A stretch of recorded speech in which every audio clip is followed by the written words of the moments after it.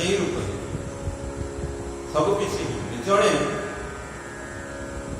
ଜନକପୁର ମାତା ସୀତାଙ୍କର ଯୋଉ ଜନକପୁରରେ ଜଣେ ଥିଲେ ପ୍ରୟାଗ ଦାସ, ଛୋଟ ବାଳକ। ତାଙ୍କର ବାପା ମରି ଯାଇଥିଲେ। ମା ବାପା ତ ନଥାନ୍ତି, ମା ପିଠା ପିଠା କରିକି ପିଲାଟାକୁ ତାକୁ ଲାଳନ ପାଳନ କରୁଥାନ୍ତି, ପାଠ ପଢ଼ୁଥାନ୍ତି। ଛୋଟ ଥାଏ ପିଲାଟି ସବୁବେଳେ ଆସିକି ମାଆକୁ ପଚାରେ, ମା ମୋର କ'ଣ ଆଉ କେହି ନାହାନ୍ତି? ଆମ ଘରେ ଆଉ କେହି ନାହାନ୍ତି? ନା ପଚାରେ କିଏ ଅଛନ୍ତି? ନା ତୋ ଭଉଣୀ ସ୍ୱୟଂ ମା ଜାନକୀ ସୀତା ମାତା। କୋଉ କାହିଁ ଭଉଣୀ ତ ଦିନେ ଦେଖିନା, ସେ ଅଯୋଧ୍ୟାରେ ବାହାରିଛି। तो भिणी राजा राम से राजाधिराज सम्राट राजा से। हाँ तो ये मझे मझे कहे माँ मुझे जीपी भौणी के दर्शन करी। तो माँ कहती नहीं छोट ही बड़ ही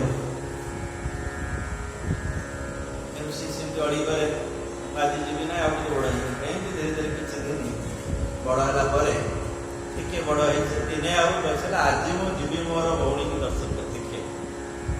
हाँ आज जीवी जी धरला माँ देखले ये शुणवनी आज जगह छाड़ा पड़ो किसी लोक जाऊँ अयोध्या को दर्शन कर।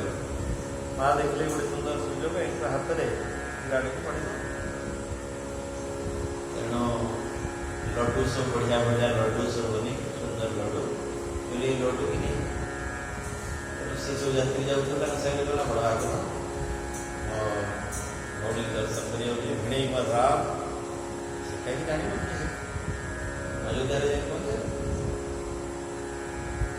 पहुंचला यात्री मैंने सांगे जाऊला जाऊँ पचारि आरंभ कला मो भौणी लोक पचार मो भौणी देखी भौणी भिणी देखिए ना सीताराम राजा से जान अयोध्या राजा से तुम जान छोट पिला लोक राजा ये कली जुग कथा से त्रेता जुग थे राम जन पठन जा से मंदिर अयोध्या गोटे मंदिर पठे कनक भवन को राम अच्छी राम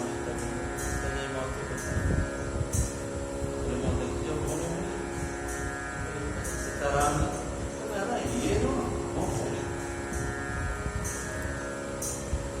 ये चारिड़े बुलिया चारिड़े बुली बुली किए छोट पिलाटे कौन कहूँ से किए किसी बुझे को सीताराम ये जो भौणी मोर भिणे मोर से कहीं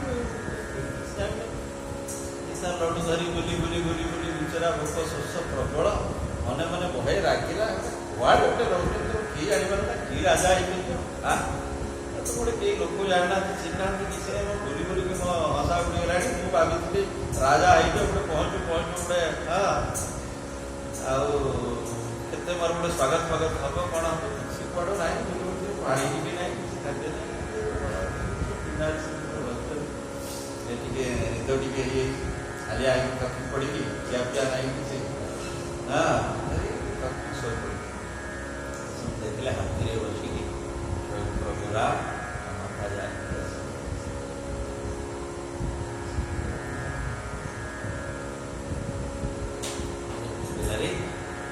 कौन ये शो पड़ू आप तो भौणी अरे भक्ति पूरा देख बढ़िया बस राजा प्रसाद वाड़े तुम रोज कि तुम जानना कीरा जाए जहाँ को पचार राजा जहाँ पचारा साइंस कहीदे ना आम सबुठ लड़ू हाँ जी भक्ति भाव में डाक से प्रकट हो सबुठी एमती कोई जगह ना आम न रो सबुठी आम रख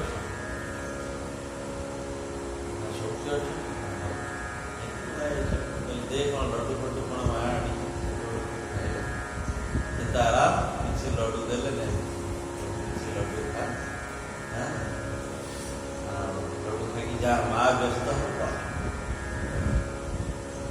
या कई लड्डू फड्डू दे लड्डू खाई माँ व्यस्त हो पड़े तापरे ये ତାଙ୍କର ସେଇ ଲଡ଼ୁ ଖାଇକି ପ୍ରସାଦ ଲଡ଼ୁ ଟିକେ ପାଇକିରି ଯିଏ ତାଙ୍କୁ ଦେଲେ ସେ ପ୍ରସାଦ ଲଡ଼ୁ ଖାଇ ତାଙ୍କୁ ଦର୍ଶନ କରିକି ଇଏ ଗୋଟେ ଦିବ୍ୟ ପ୍ରେମ ଅବସ୍ଥାକୁ ଚାଲେ ଆଉ ଦେହ ଜ୍ଞାନ ଆଉ କିଛି ରହିଲାନି। ପ୍ରଭୁ ତାଙ୍କୁ ଟିକେ ସ୍ପର୍ଶ କଲେ, ସେ ସ୍ପର୍ଶରେ ତାଙ୍କର ଦେହ ଜ୍ଞାନ ସବୁ ବିଲୁପ୍ତ ହୋଇଗଲା। କୋଉ ଜଗତରେ ଅଛନ୍ତି ଆନନ୍ଦ ରାଜ୍ୟ ଭିତରେ ହୃଦୟ ଏକ ଆନନ୍ଦ ସମୁଦ୍ର ଭିତରେ ବୁଡ଼ିଗଲେ ମୋର କୋଉଠି ଅଛି ସବୁ କିଛି ଭୁଲିଗଲେ। ଅଦ୍ଭୁତ ପ୍ରେମର ଅବସ୍ଥା, ଏମିତି ଅବସ୍ଥା ଭିତରେ ସେ ଭାବ ସମାଧି ପଡ଼ିକି ରହିଲେ। ସେଇ ଭିତରେ ଜଣେ ପରଦିନ କ'ଣ ହେଲା, ଜଣେ ମଠର ଜଣେ ମହନ୍ତ ସାଧୁ ଜଣେ ଯାଉଥିଲେ, ଦେଖି ଗୋଟେ ଛୋଟିଆ ପିଲାଟି କ'ଣ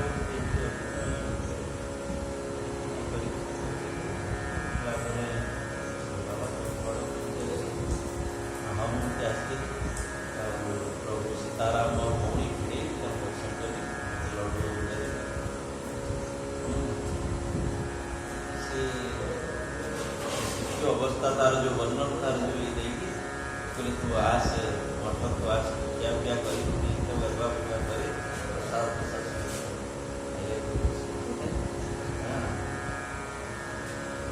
ତେଣୁ ରାତିରେ କ'ଣ ହେଲା ସବୁ କିଛି ସଖୀମାନେ ସବୁ ଆସିଲେ, ସଖୀମାନେ ସବୁ ଆସିଲେ ସୁନ୍ଦର ଥାଳିରେ ଇଆ ପ୍ରସାଦ ଆଣିକି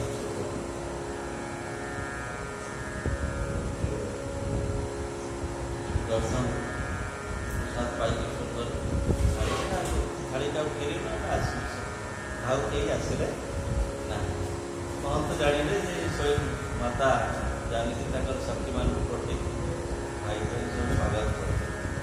ଏହି ଅବସ୍ଥାରେ କେତେଦିନ ତାଙ୍କ ମହନ୍ତ ସେ ସାଧୁଜୀ ରଖିଲେ, ତାର ଯେଉଁ ଦୃଢ଼ ପ୍ରେମ ଅବସ୍ଥା ଦେହ ଜ୍ଞାନ କିଛି ନଥାଏ। ତାପରେ ତାଙ୍କୁ ବୁଝେଇ ବାଜି ଇଏ କହିଲେ ମୁଁ ଆଉ ଘରକୁ ଫେରିବି ନାହିଁ, ଏଠି ମୁଁ ହିଁ ରହିବି ଅଯୋଧ୍ୟା ଧାମରେ, ଏଠି ମୁଁ ରହିବି ନାଇଁ ମା ଅଛନ୍ତି ଖୋଜିବି, ମାର ଗୋଟିଏ ପୁଅ ତୁ ମାତୃ ଋଣାନୁବନ୍ଧୀ, ମାତୃ ଋଣ ତୋ ପାଖରେ ରହିଥିଲା, ମାତୃ ଋଣକୁ ପରିଶୋଧ କରିବୁ, ମାଙ୍କର ସେବା କରିବୁ, ମାତାଙ୍କ ସେବା କରିବୁ, ତାପରେ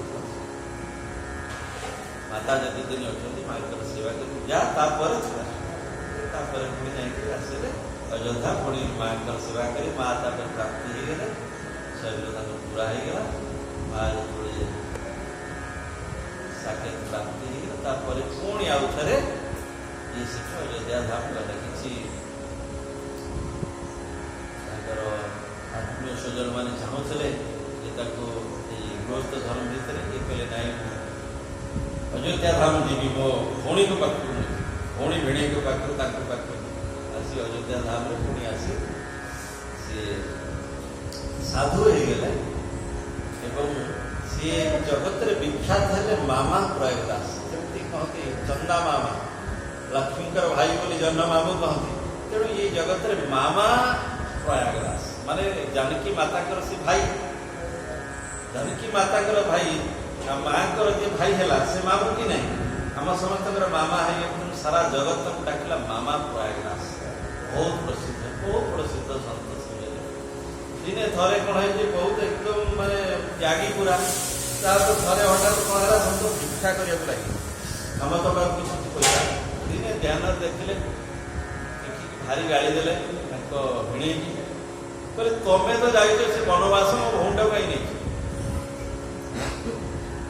ତମେ ରାଜପୁତ୍ର କ୍ଷତ୍ରିୟ କୁମାର, ତମେ ଯାଇକି ସେ ବଡ଼ ଜଙ୍ଗଲ କଣ୍ଟା ଫଣ୍ଟା ଭିତରେ ଦୌଡ଼ା ଦୌଡ଼ି କରି ତମେ ମୋ ଭଉଣୀଟାକୁ ନେଇକି ଯାଇଛ, ଏତେ ସିଏ ଗୋଟେ ପଦ୍ମ ବଢ଼ିଆ, ଏତେ ତାର କୋମଳ ଶରୀର, ତା ଗୋଡ଼କୁ କେତେ କଷ୍ଟ ହେଉଥିବ, ତାକେ ଧରିକି ଜଙ୍ଗଲ ନେଇ ବୁଲି ବହେ ଗାଳି କରି ଆରମ୍ଭ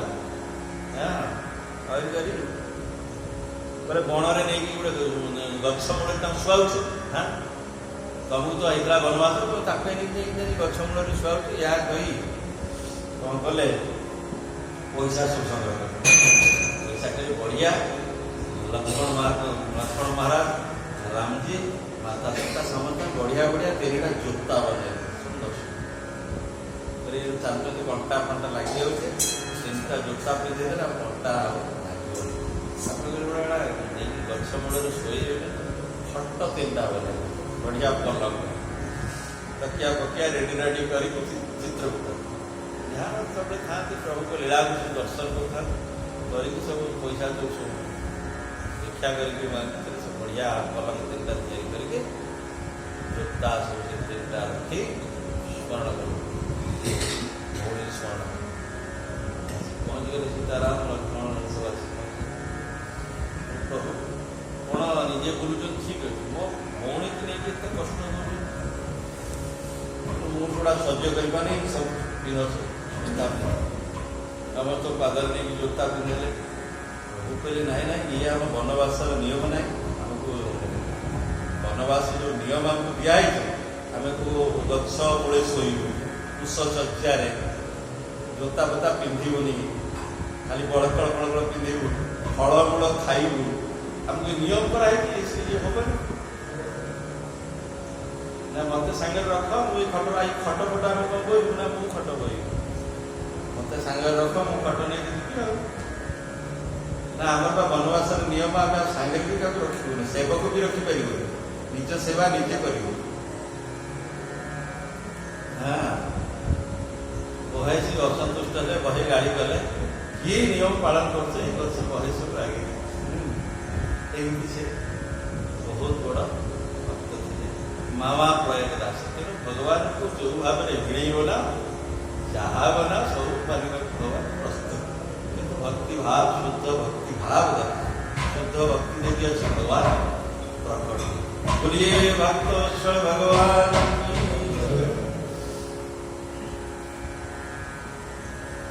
तो ब्रह्मा जी से कथा कहते भक्तर हृदय हूँ आपंकर निवास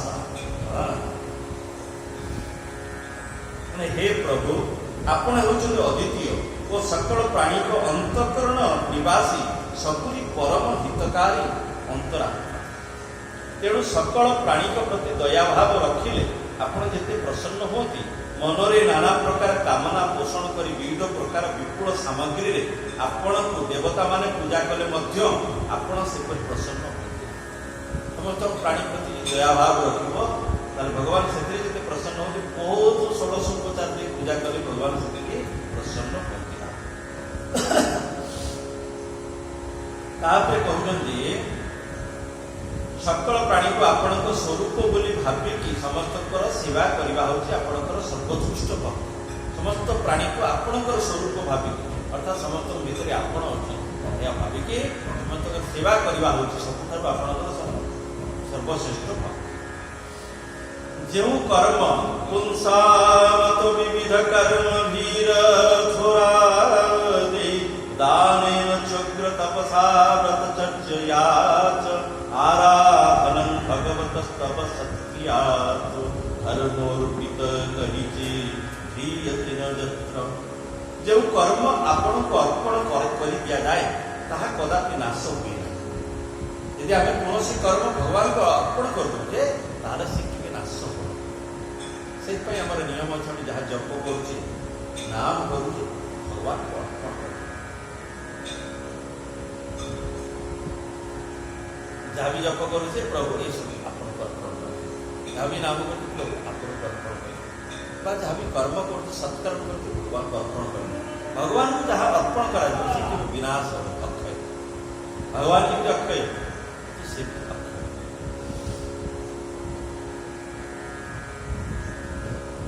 तेणु यज्ञ दान कठिन तपस्या व्रतादि द्वारा आपन प्रसन्न करिपारिबा ही हेउछि सेही सब कर्मर सर्वश्रेष्ठ फल कारण आपन प्रसन्न होई गले एपरि केउ फल अछि जाकि सुलभ होई न जाय अर्थात समस्त कर्मर वास्तविक फल होछि कोन प्रभु प्रसन्न होइबा भगवान प्रसन्न करिबा होछि समस्त कर्मर होछि फल भगवान प्रसन्न करिबा भगवान भी प्रसन्न होई गले ताले कोन आउ किछि पाइबार किसी अवशेष रहा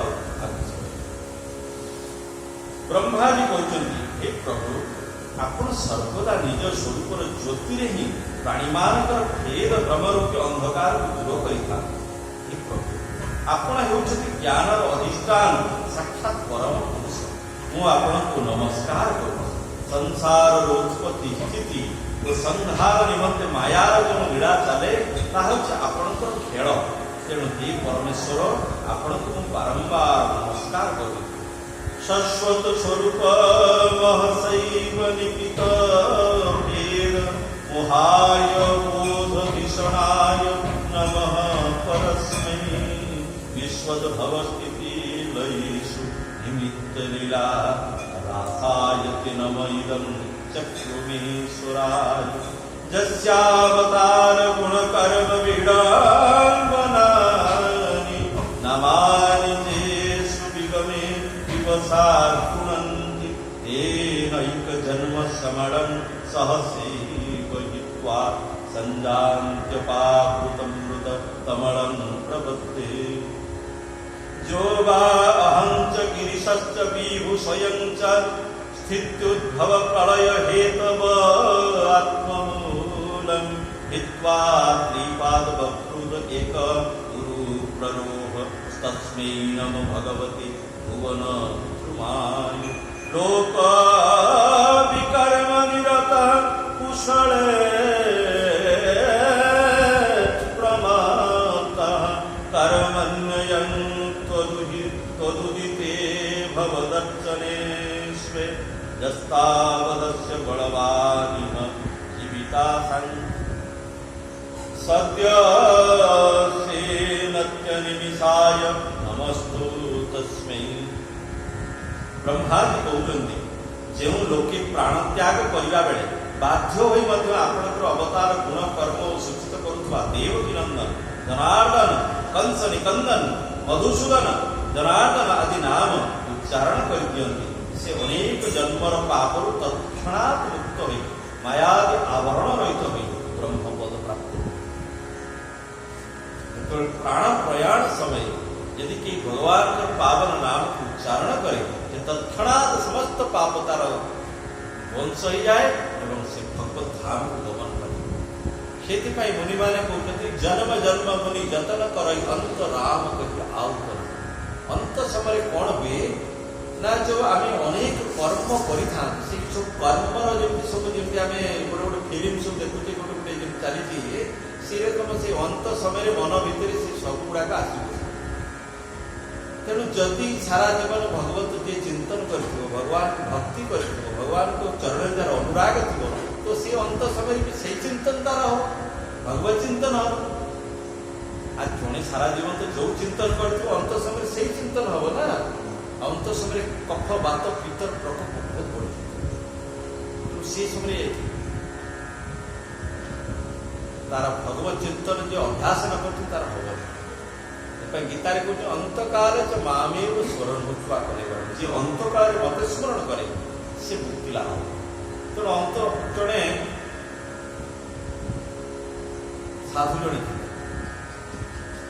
जो अंत समय आश्रम कौन होता गोटे बहुत बड़ आंब गछटी था सुंदर सुंदर आंब पाचिबा समय बर्तमान समय मानने आंब पाचिबा यही समय से बहुत असुस्थ हो आंब गचर मूल से शयन कर शिष्य मैंने सब घेरिक रही था।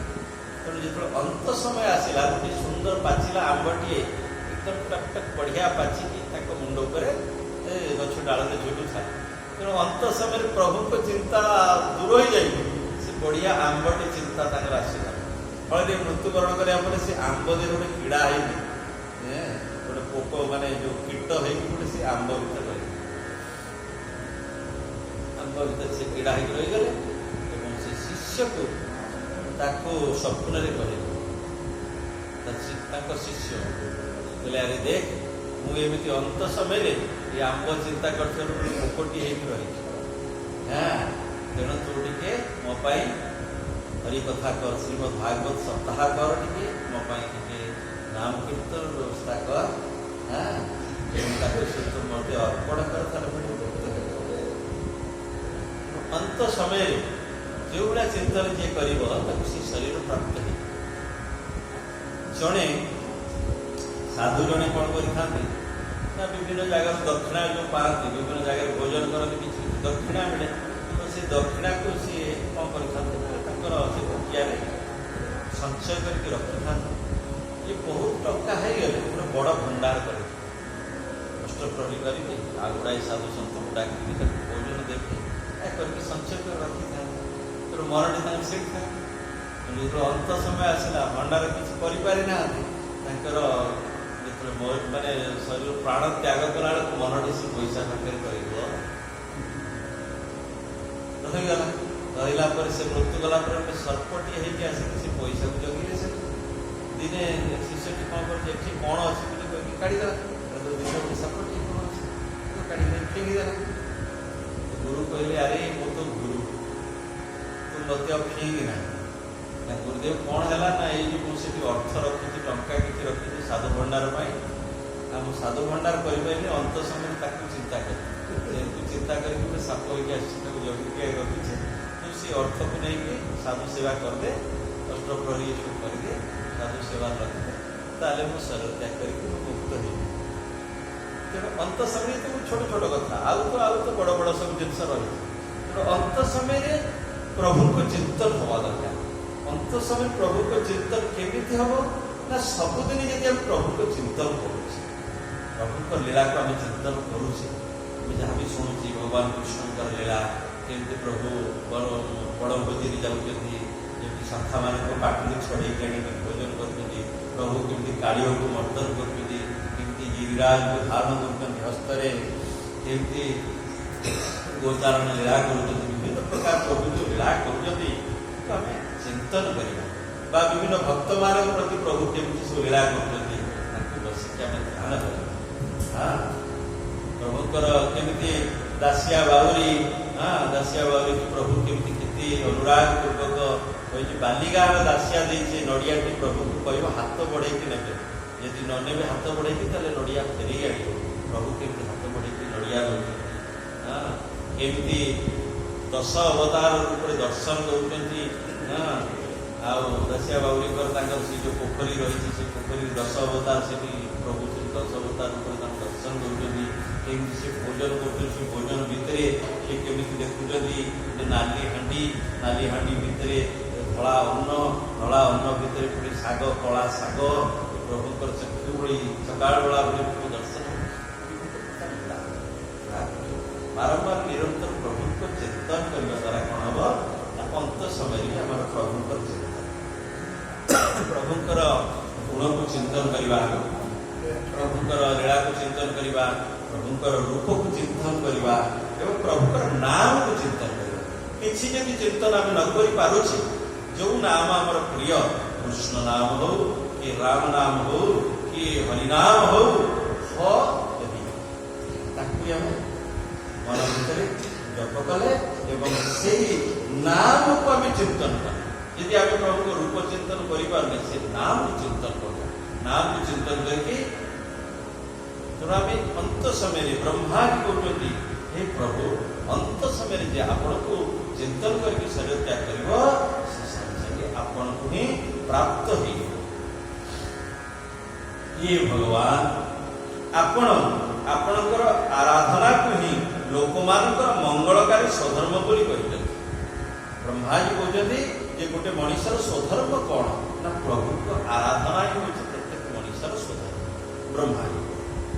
ବ୍ରହ୍ମାଜୀ କହୁଛନ୍ତି, ହେ ପ୍ରଭୁ, ଅନ୍ତ ସମୟରେ ଯିଏ ଆପଣଙ୍କର ଜନାର୍ଦ୍ଦନ, କଂସ, ନିକନ୍ଦନ ଏହିସବୁ ନାମ ସ୍ମରଣ କରିବ, ସମସ୍ତ ଅନେକ ଜନ୍ମର ପାପରୁ ତତ୍କ୍ଷଣାତ୍ ମୁକ୍ତ ହେଇକି ମାୟାରେ ଆବରଣ ରହିତ ହେଇକି ସେ ଆପଣଙ୍କୁ ପ୍ରାପ୍ତ ହେଇଯିବ।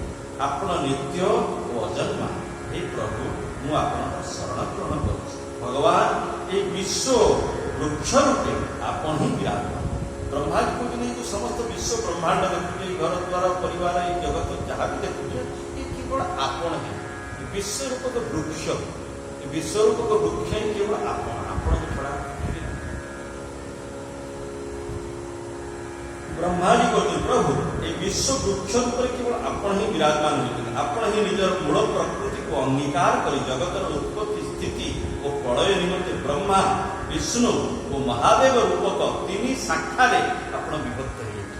ଏ ସମସ୍ତ ଜଗତ ହେଉଛି ଆପଣ ବିଶ୍ୱବୃକ୍ଷ ଏବଂ ଏହା ଭିତରେ ସତ୍ୟ ରଜତମ ତ୍ରିଗୁଣ ଧାରଣ କରିକି ବ୍ରହ୍ମା, ବିଷ୍ଣୁ ଆଉ ମହେଶ୍ୱର ରୂପ ଧାରଣ କରିକି ଆପଣ ଜଗତକୁ ଉତ୍ପତ୍ତି କରୁଛନ୍ତି ଏବଂ ଜଗତକୁ ପାଳନ କରୁଛନ୍ତି ଏବଂ এই ଜଗତକୁ ପୁଣି ସଂହାର କରୁଛନ୍ତି।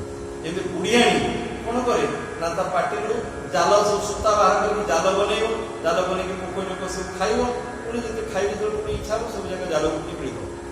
ତେଣୁ ସେଇଭଳିଆ ଜଗତକୁ ଆପଣ ନିଜ ଭିତରେ ସୃଷ୍ଟି କରୁଛନ୍ତି, ପୁଣି ତାକୁ ପାଳନ ଲାଳନ କରୁଛନ୍ତି ଏବଂ ଶେଷରେ ପୁଣି ତାକୁ ସଂହାର କରି ନିଜ ଭିତରେ ପୁଣି ଲୀନ କରୁଛନ୍ତି। ସେ କହୁଛନ୍ତି ଏ ତିନିଟା ଶାଖା, ବଡ଼ ବଡ଼ ଶାଖା। ତାପରେ ପ୍ରଜାପତି, ମନୁ ଆଦି ଏମାନେ ସବୁ ପ୍ରଶାଖା, ବଡ଼ ବଡ଼ ଡାଳ ଦେହରେ ଆଉ ଛୋଟ ଛୋଟ ଡାଳ ଦେହ ବାହାରିଥାଏ, ପ୍ରଶାଖା। ବହୁ ଦୂର ପର୍ଯ୍ୟନ୍ତ ବିସ୍ତୃତ ହୋଇଯାଏ। ମୁଁ ଆପଣଙ୍କୁ ନମସ୍କାର କରୁଛି ପ୍ରଭୁ, ଆପଣ ପରମ କରୁଣାମୟ, ପରମ ଦୟାଳୁ। ଆପଣଙ୍କର ଯିଏ ଭକ୍ତି କରେ ତାର ସମସ୍ତ ଅମଙ୍ଗଳ ନଷ୍ଟ ହୋଇଯାଏ, ସମସ୍ତ ଦୁଃଖ ତାର ନଷ୍ଟ ହୋଇଯାଏ। ଭଗବାନ ଆପଣଙ୍କର ଆରାଧନାକୁ ହିଁ ଲୋକମାନଙ୍କର ମଙ୍ଗଳକାରୀ ସାଧନ ବୋଲି କହିଛନ୍ତି, କିନ୍ତୁ ଲୋକେ ଏଥିପ୍ରତି ଉଦାସୀନ ରହି ସର୍ବଦା ଏହାର ବିପରୀତ ନିଷିଦ୍ଧ କର୍ମରେ ଲାଗି ବ୍ରହ୍ମାଜୀ ଗୋଟେ ବଡ଼ ଦୁର୍ଭାଗ୍ୟର କଥା ଯେ ପ୍ରତ୍ୟେକ ଲୋକର ସୁଧର ହେଉଛି ଆପଣଙ୍କର ଆରାଧନା କରିବା, କିନ୍ତୁ ଲୋକମାନେ ଆପଣଙ୍କ ଆରାଧନାକୁ ଛାଡ଼ିକି ନିଷିଦ୍ଧ କର୍ମ, ଯେଉଁ କର୍ମ କରିବା କଥା ନୁହଁ, ଲୋକମାନେ ତାକୁ ହିଁ କରିକି ଅତ୍ୟନ୍ତ କଷ୍ଟ ପାଉଛନ୍ତି, ଜ୍ୱାଳା ଯନ୍ତ୍ରଣା ଭୋଗ କରୁଛନ୍ତି। କିନ୍ତୁ ଆପଣ ଯେଉଁ ଆଦେଶ କରିଛନ୍ତି ଆପଣଙ୍କର ଯେଉଁ ଆରାଧନା ତାକୁ କରୁନାହାନ୍ତି।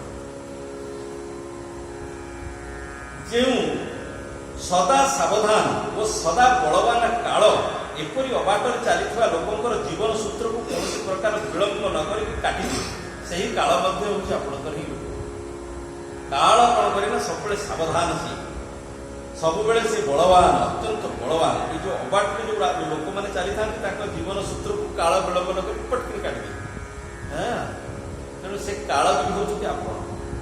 ସେଇ କାଳ ସ୍ୱରୂପ ଆପଣଙ୍କୁ ମୁଁ ନମସ୍କାର କରୁଛି। ଯେଉଁ ସତ୍ୟ ଲୋକ ଦୁଇ ପରାର୍ଥ ପର୍ଯ୍ୟନ୍ତ ତିଷ୍ଠି ରହେ ଏବଂ ଯାହା ସମସ୍ତ ଲୋକର ବନ୍ଦନୀୟ, ମୁଁ ହେଉଛି ସେଇ ସତ୍ୟ ଲୋକର ଅଧିଷ୍ଠାତା। ତଥାପି ମୁଁ ଆପଣଙ୍କର ସେଇ କାଳକୁ ଭୟ କରେ, କାରଣ ବ୍ରହ୍ମାଜୀଙ୍କ ଆୟୁ ହେଉଛି 100 ବର୍ଷ। 100 ବର୍ଷ ଯେ ବ୍ରହ୍ମାଜୀଙ୍କର ଗୋଟିଏ ଦିନରେ 1000ଟା ଚତୁର୍ଯୁଗ ଯାଏ। ଦିନ ସକାଳୁ ସନ୍ଧ୍ୟା ଯେହେତୁ ବ୍ରହ୍ମାଙ୍କର ହେଇଯାଏ, ସତ୍ୟ ତ୍ରେତା ଦ୍ୱାପର କଳି 1000 ଥର ଯାଏ, 1000 ଚତୁର୍ଯୁଗ। ଏବଂ ଯେତେବେଳେ ସନ୍ଧ୍ୟା ହେଇଯିବ ସେତେବେଳେ ପ୍ରଳୟ ହେଇଯିବ। ସ୍ୱର୍ଗ, ଭୁବ ସ୍ୱର୍ଗ, ଏ ତିନି ଲୋକ ପ୍ରଳୟ ହେଇଯିବ। ପ୍ରଳୟ ହେଇଗଲା ପରେ ବ୍ରହ୍ମାଜୀ କ'ଣ କରିବେ? ଶୟନ କରିବେ। ସମସ୍ତ ଜୀବମାନଙ୍କୁ ସମସ୍ତଙ୍କୁ ନିଜ ଗର୍ଭ ଭିତରେ ନେଇକି ବ୍ରହ୍ମାଜୀ ଶୟନ କରିବେ। ସିଏ ପୁଣି 1000 ଚତୁର୍ଯୁଗ। ଯେତେବେଳେ ପରଦିନ ପୁଣି ଯାହା ହବ, ପୁଣି ବ୍ରହ୍ମାଜୀ ପୁଣି ସର୍ଜନା କରିବେ। ଭୂର୍ଭୁବ ସ୍ୱ, ପୁଣି ଏଇ ଯେଉଁ ତିନି ଲୋକ ପୁଣି ସବୁ ଏଇ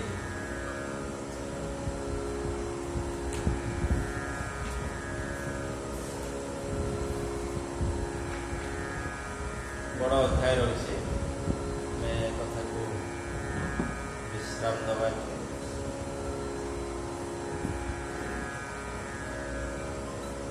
ତେଣୁ ସେ କହୁଛନ୍ତି ଯେଉଁ ମୁଁ ହେଉଛି ସତ୍ୟ ଲୋକ, ଦୁଇ ପରାଧ ପର୍ଯ୍ୟନ୍ତ ତିଷ୍ଠି ରହେ ଏବଂ ଯାହା ସମସ୍ତ ଲୋକର ବନ୍ଦନୀୟ, ମୁଁ ହେଉଛି ସେ ସତ୍ୟ ଲୋକର ଅଧା। ତଥାପି ମୁଁ ଆପଣଙ୍କର ସେଇ କାଳରୁ କହିବି, ସେଇ କାଳ ଲୋକ ରକ୍ଷା ପାଇବା ନିମନ୍ତେ ତଥା ଆପଣଙ୍କୁ ପାଇବା ନିମନ୍ତେ ମୁଁ ବହୁ କାଳ ଧରି ତପସ୍ୟା କଲି।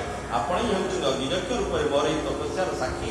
ମୁଁ ଆପଣଙ୍କୁ କାଳ ସ୍ୱରୂପ ଅଧିଯଜ୍ଞ ସ୍ୱରୂପ ଜାଣି ବାରମ୍ବାର ନମସ୍କାର କରୁଛି। ଆପଣ ପୂର୍ଣ୍ଣ କାମ, ଆପଣଙ୍କର କୌଣସି ବିଷୟ ସୁଖ ଲାଭର ଇଚ୍ଛା ନାହିଁ, ତଥାପି ଆପଣ ନିଜ ରଚିତ ସୁଖ ଲାଭର ନିଜ ରଚିତ ଧର୍ମ ମର୍ୟାଦା ରକ୍ଷା କରିବା ନିମନ୍ତେ ନିଜ ଇଚ୍ଛାରେ ପଶୁ ପକ୍ଷୀ ମନୁଷ୍ୟ ଓ ଦେବତା ଆଦି ପ୍ରାଣୀ ରୂପରେ ନାନା ଯୋନିରେ ଶରୀର ଧାରଣ କରି ଅନେକ ଲୀଳା କରନ୍ତି। ଏହି ପୁରୁଷୋତ୍ତମ ଭଗବାନ ଆପଣଙ୍କୁ ମୋର ନମସ୍କାର। ଆପଣ ଅବିଦ୍ୟା, ଅସ୍ମିତା, ରାଗ, ଦ୍ୱେଷ ଓ ଅଭିନିବେଶ ରୂପୀ ପଞ୍ଚ କ୍ଲେଶ ଭିତରେ କୌଣସି ଦ୍ୱାରା ବି ଗ୍ରସ୍ତ ହୁଅନ୍ତି ନାହିଁ। ଆପଣ ବର୍ତ୍ତମାନ ସମସ୍ତ ଲୋକଙ୍କୁ ନିଜ ଅନ୍ତରରେ ଲୀନ କରିଦେଇ ଭୟଙ୍କର ତରଙ୍ଗ ମାଳା ଦ୍ୱାରା ବିକୃତ ପ୍ରଳୟ ଜଳରେ ଅନନ୍ତଙ୍କର କୋମଳ ଶଯ୍ୟାରେ ଶୟନ କରିଛନ୍ତି। ଏପରି କରି ଆପଣ ନିଜ ଉଦରରେ ଲୀନ ହୋଇଥିବା ସକଳ ପ୍ରାଣୀକୁ ତଥା ପୂର୍ବ କଳ୍ପର ପରମ୍ପରା ଦ୍ୱାରା କ୍ଳାନ୍ତ ହୋଇଯାଇଥିବା ଜୀବମାନଙ୍କୁ ବିଶ୍ରାମ ପ୍ରଦାନ କରୁଛନ୍ତି। ଆପଣଙ୍କର ଏହି ଲୀଳାରେ ମଧ୍ୟ ଜୀବମାନଙ୍କ ପ୍ରତି ଅପାର କରୁଣା ଭାବ ହିଁ ପୂର୍ଣ୍ଣ ହୋଇ ରହିଛି। ଆପଣଙ୍କର ନାଭି କମଳ ରୂପ ଭବନରେ ମୋର ଜନ୍ମ ହୋଇଛି ଏବଂ ଆପଣଙ୍କ କୃପାରୁ ମୋ ତ୍ରିଲୋକ ରଚନା ରୂପୀ ଉପକାରରେ ପ୍ରକୃତ ହୋଇଛି। ସକଳ ବିଶ୍ୱ ଆପଣଙ୍କ ଉଦରରେ ବିଦ୍ୟମାନ। ବର୍ତ୍ତମାନ ଯୋଗ ନିଦ୍ରା ଭାଙ୍ଗିଯିବାରୁ ଆପଣଙ୍କର ନେତ୍ର କମଳ ଉନ୍ମିଳିତ ହୋଇଛି। ଆପଣଙ୍କୁ ମୋର ନମସ୍କାର। ଆପଣ ସମସ୍ତ ଜଗତର ଏକମାତ୍ର ସୁବୁଧ ଆତ୍ମା, ଶରଣାଗତ ବତ୍ସଳ। ତେଣୁ ଆପଣ ଯେଉଁ ଜ୍ଞାନ ଓ ଐଶ୍ୱର୍ଯ୍ୟରେ ବିଶ୍ୱକୁ ଆନନ୍ଦିତ କରନ୍ତି, ମୋ ବୁଦ୍ଧିକୁ ମଧ୍ୟ ସେଥିରେ ସଂଯୁକ୍ତ କରିଦିଅନ୍ତୁ, ଯାହାଫଳରେ ମୁଁ ପୂର୍ବକଳ୍ପ କରି ବର୍ତ୍ତମାନ ମଧ୍ୟ ଜଗତ ସର୍ଜନା କରିପାରିବି। ଆପଣ ହେଉଛନ୍ତି ଭକ୍ତବାଂଶା କଳ୍ପତରୁ।